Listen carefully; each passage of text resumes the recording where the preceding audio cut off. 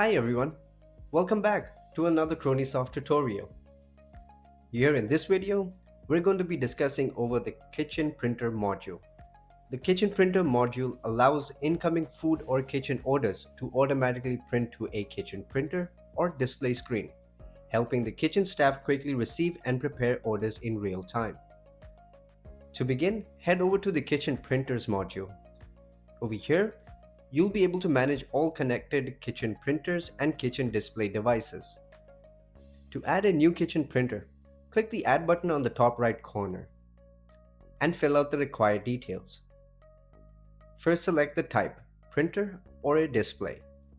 Printer will send orders directly to a physical kitchen printer, while display can be used for kitchen display screens. Next, add a description, enter the IP address, and add the port number.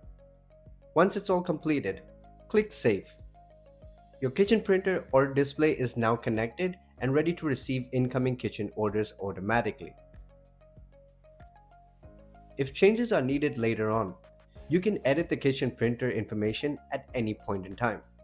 You can update the printer type, description, IP address, or even the port number. You may also remove the printer if it's no longer being used. And that's all for the kitchen printer module. A simple setup process that helps your kitchen receive and manage incoming orders quickly and effectively. Thank you so much for watching.